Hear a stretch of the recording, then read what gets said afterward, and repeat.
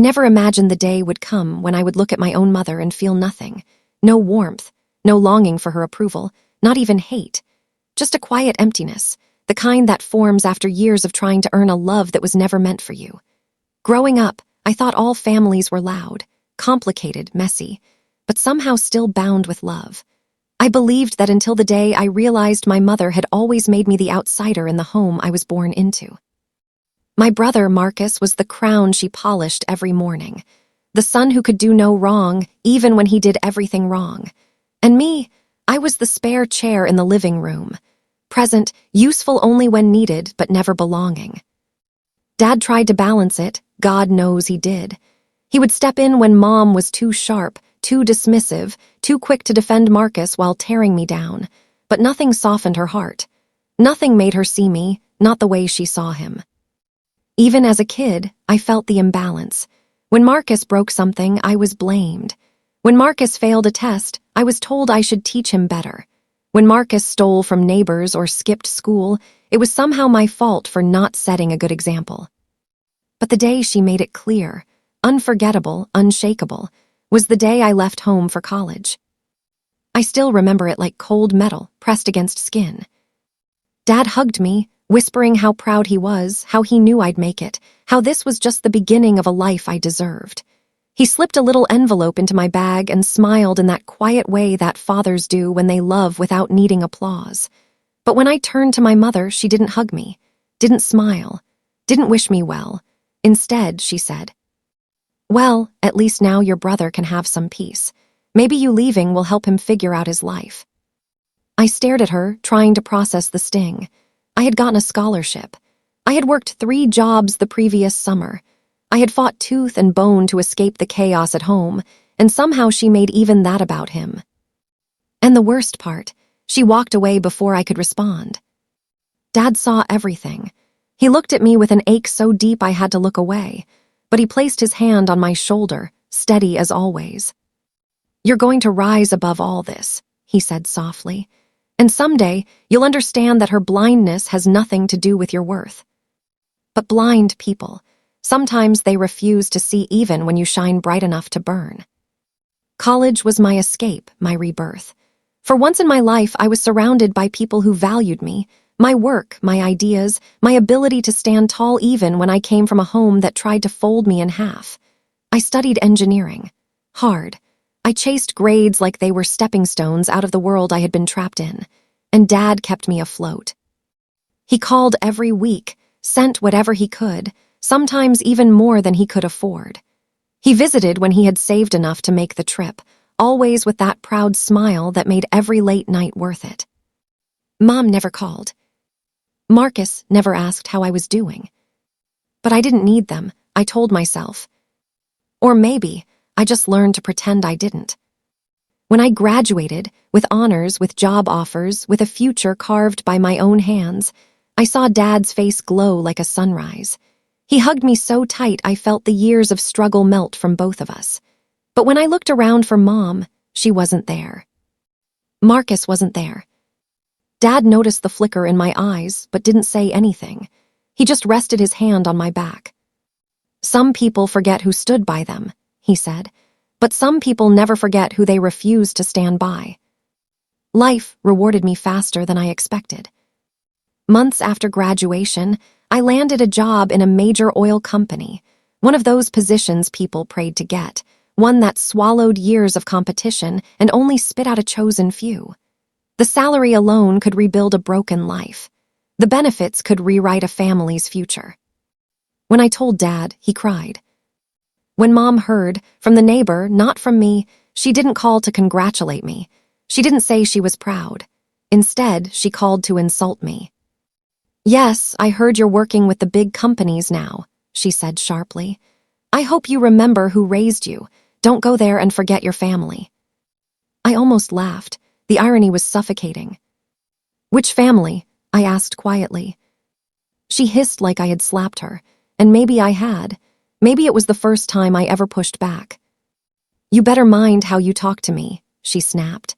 "Marcus is struggling and you're out there living soft. Why can't you help your brother? What kind of wicked child are you?" Marcus dropped out of school because he refused to study, I replied.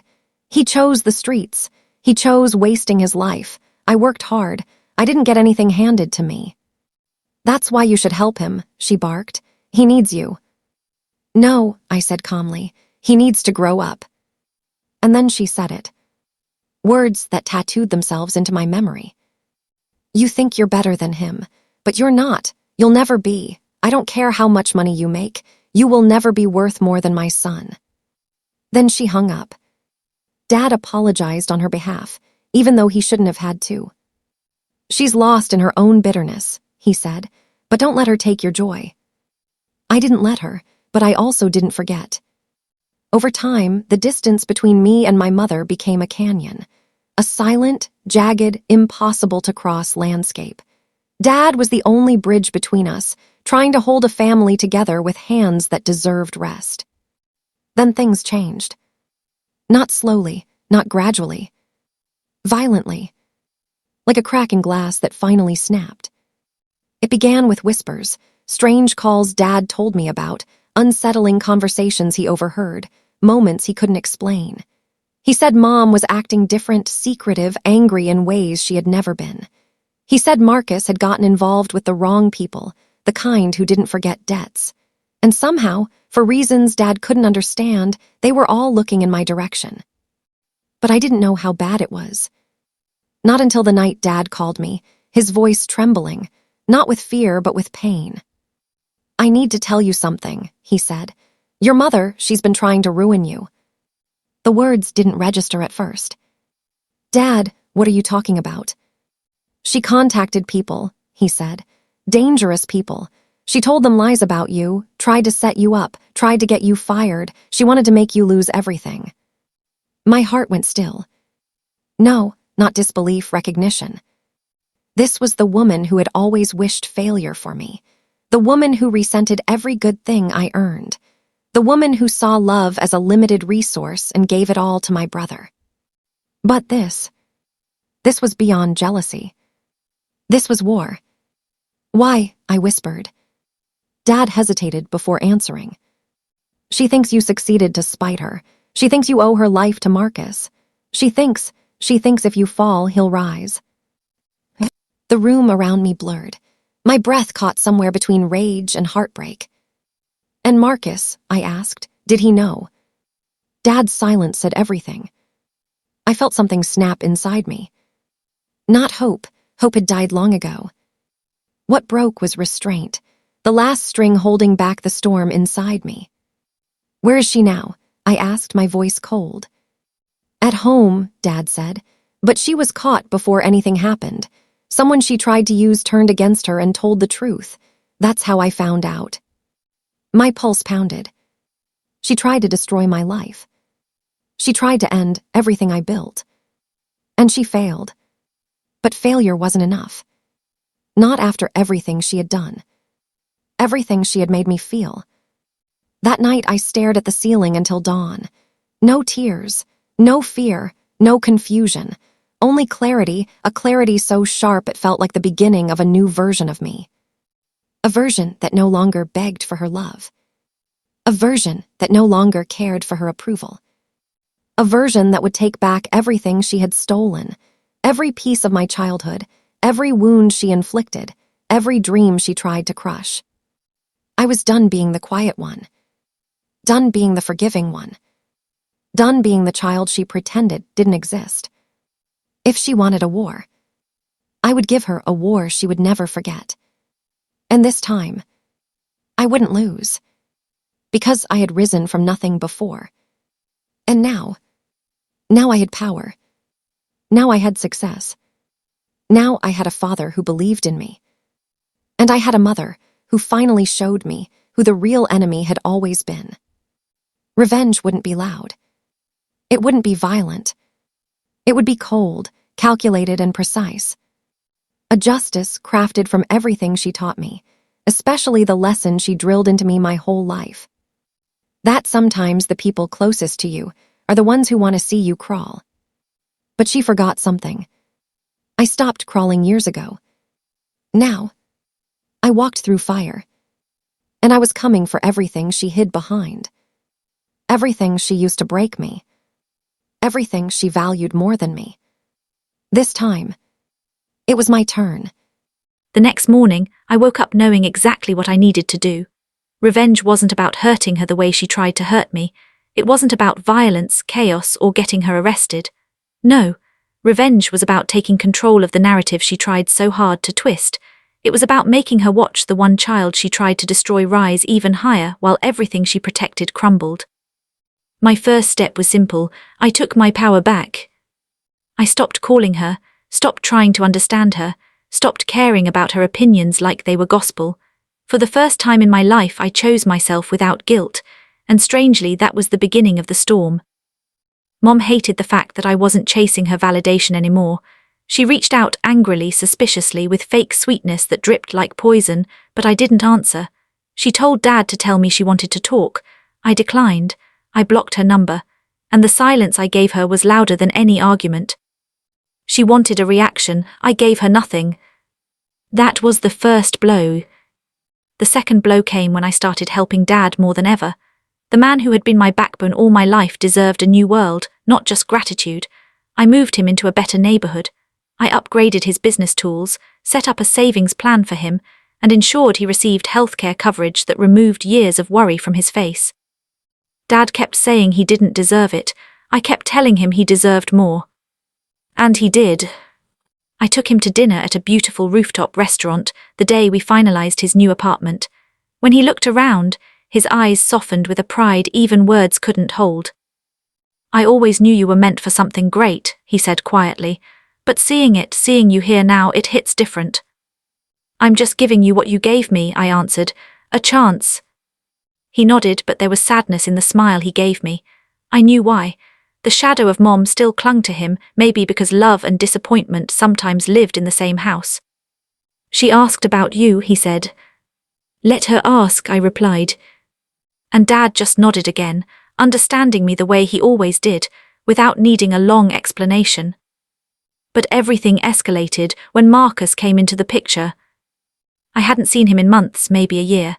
But one afternoon, I stepped out of our company headquarters and saw him leaning against a wall near the parking lot, eyes sunken, clothes unwashed, body vibrating with the kind of desperation that didn't need to be spoken.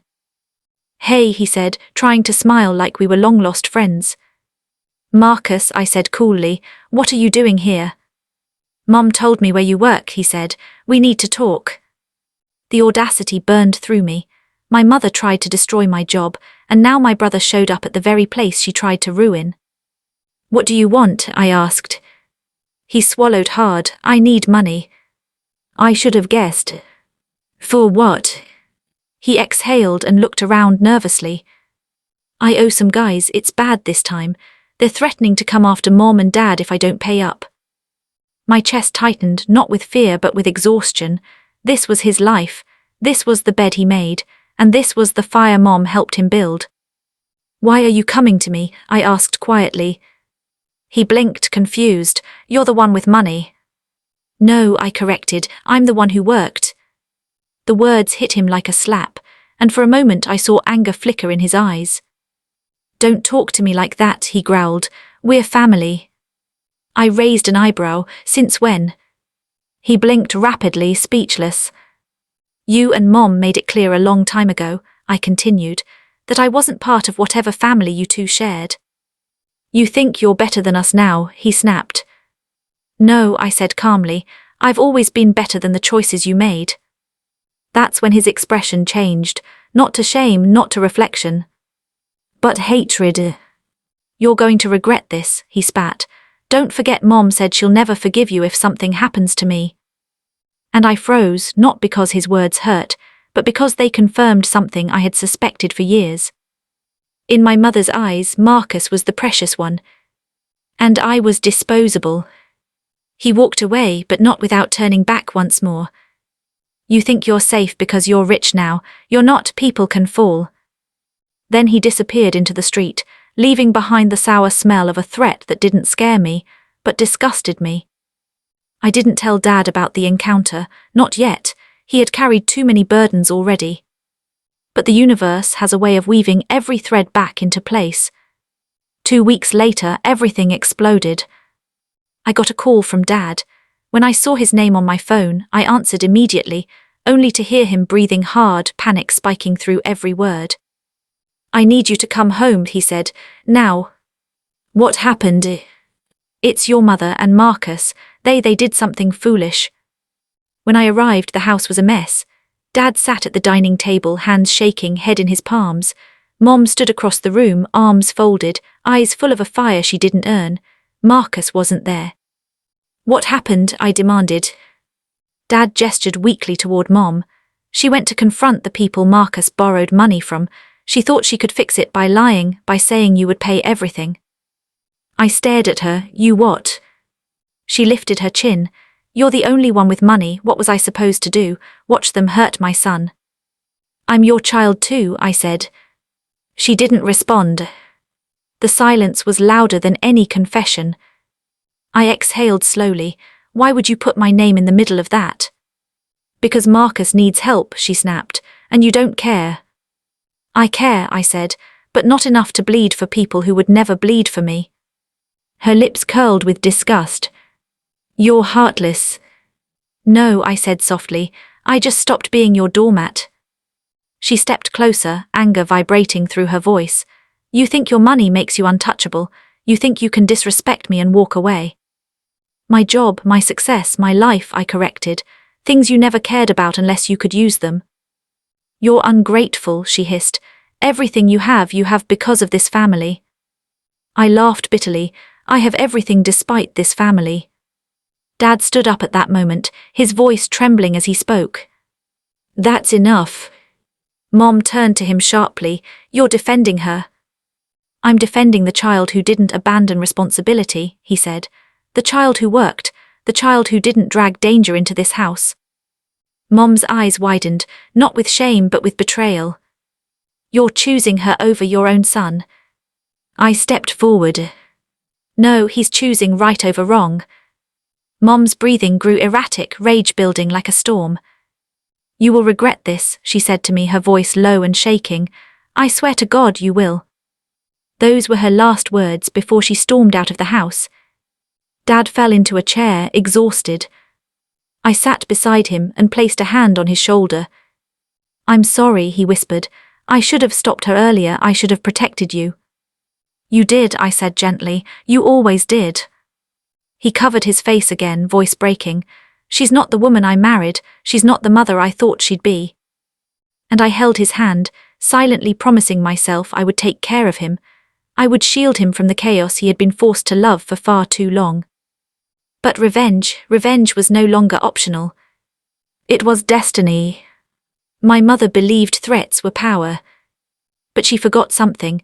A threat only works on someone who has something to fear. I didn't. Not anymore. I didn't go after her with violence. I didn't fight her with insults. I didn't drag her name through the mud the way she tried to destroy mine. No. My revenge was quieter, sharper, more elegant. I rebuilt my father's life completely, piece by piece.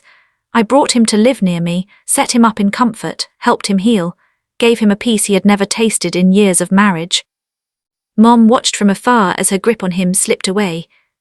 She reached out to him, she begged, she scolded, she tried old tricks, she tried new tricks, but nothing stuck. Dad had seen her true face and he couldn't unsee it. Marcus got deeper into trouble. The more he fell, the more she blamed me, but I stayed firm. I refused to be guilt-tripped into cleaning the mess they built together. When their finances collapsed, I did not rescue them. When their debts grew, I did not step in. When Mom tried to shame me publicly, people ignored her because they saw her desperation dripping through her words. And the final blow. When Marcus tried to take money from Dad by force, and Dad called me for help, I arrived with security officers and made sure Marcus could never come near him again. Legally.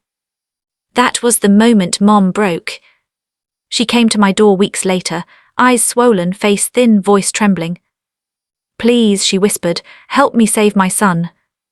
I looked at her, the woman who never held me, who never comforted me, who tried to destroy everything I built out of jealousy. and I felt nothing. No hate. No joy. Just clarity. I can help you, I said calmly. Her eyes lit up desperately. You will. Yes, I answered, but not in the way you think. She frowned. What do you mean? I will help you by letting you face the consequences you've ignored your entire life. Her breath hitched. You are watching Marcus suffer, I said, because you raised him without accountability. You destroyed him by protecting him from reality. You broke him with your favoritism, and now you are reaping what you planted. Tears rolled down her face. Please, she whispered, he's still my baby. I know, I replied, and that's the problem. She dropped to her knees. I'm begging you. And I looked down at her, remembering all the times I begged for her love, for her kindness, for her attention, and she walked away without flinching. I wasn't cruel. I didn't mock her. I didn't laugh the way she had laughed at my pain. I simply stepped aside. You raised 2 children, I said. One you gave everything, one you gave nothing, now you understand the cost. She sobbed, but I didn't touch her. I didn't comfort her. I didn't break like I used to. Revenge wasn't rage. Revenge was this moment. The moment she realized she didn't just lose control. She lost me. Forever. I closed the door gently in her face. Not slammed. Not locked. Just closed. A quiet end. A peaceful revenge. And I walked back to my father, my real family, the one who chose me, supported me, and stood by me when the world turned cold. From that day forward, I lived my life free. Successful. Whole. Untouched by the woman who never saw my worth. Revenge didn't destroy me. It freed me. Because in the end, the greatest revenge wasn't watching her fall. It was rising so high. She could no longer reach me.